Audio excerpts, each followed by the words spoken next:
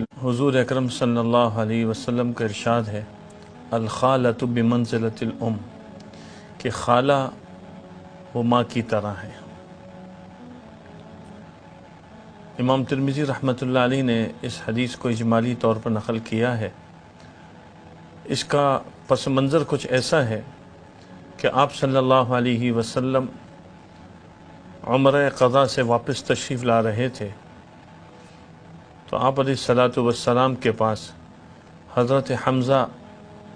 بن عبد المطلب رضی اللہ عنہ کی بیٹی دوڑتی ہوئی آئی اور کہنے لگی چچا جان چچا جان، اور آپ صلی اللہ علیہ وسلم کے پیچھے آنے لگی۔ تو حضرت علی رضی اللہ عنہ موجود تھے، انہوں نے اس بچی کا ہاتھ پکڑ لیا، وہ ان کی بھی بھتیجی تھی۔ اچھا، یہ آپ جانتے ہیں کہ حضور اکرم صلی اللہ علیہ وسلم اور حضرت حمزہ رضی اللہ عنہ، ان دونوں میں چچا بھتیجے کا بھی رشتہ ہے اور دونوں آپس میں رضاعی بھائی بھی ہیں، اور عمر کا فرق 2 سال کا ہے، زیادہ فرق بھی نہیں ہے۔ تو یہاں پر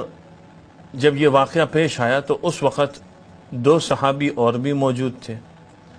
ایک حضرت علی رضی اللہ عنہ کے بھائی حضرت جعفر بن ابی طالب رضی اللہ عنہ، اور دوسرے حضرت زید بن حارثہ رضی اللہ عنہ۔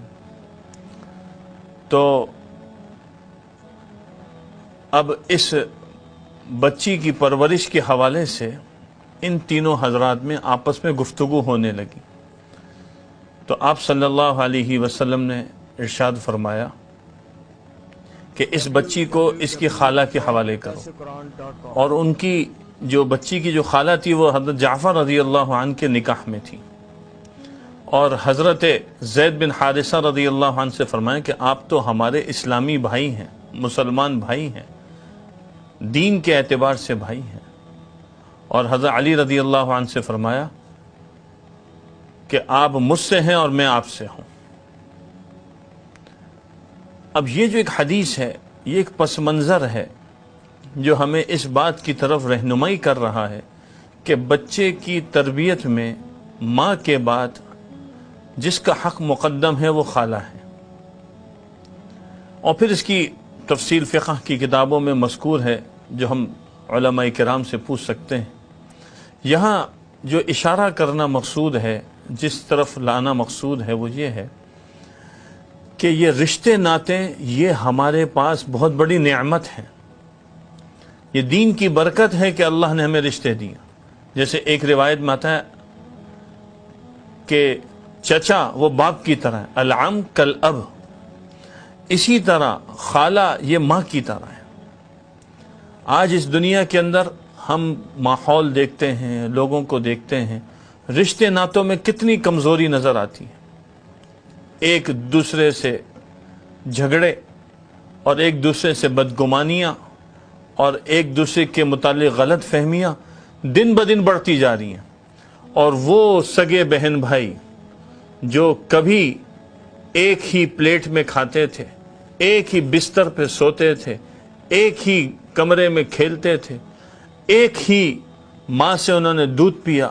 ایک ہی باپ کی تربیت میں رہے، آج ان میں فاصلے بڑھتے چلے گئے، بچوں میں اور بچیوں میں بھی فاصلے ہو گئے۔ یہی بیٹیاں کل کو بڑی ہو جاتی ہیں۔ اب جب یہ فاصلے ہوتے ہیں تو یہ فاصلے صرف ان 2 تک نہیں رہتے، ان کی اولاد تک منتقل ہو جاتے ہیں۔ تو ذرا سوچنے کی بات ہے کہ کیا آج کے بچے اپنی خالہ کو عزت دے رہے ہیں جو ماں کی طرح قرار دی گئی؟ کیا آج کے بچے اپنے چچا کو عزت دے رہے ہیں جو باپ کی طرح قرار دیا گیا؟ اپنے رشتے ناتوں کی قدر کریں، یہ دین اسلام کی برکت ہے جس نے ہمیں یہ خوبصورت رشتے عطا کیے ہیں۔ صلہ رحمی کو فروغ دیں، آپس کے تعلقات میں ایک دوسرے کے لیے ہارنا سیکھیں، یہی آج کا سبق ہے۔ اس حدیث کے ضمن میں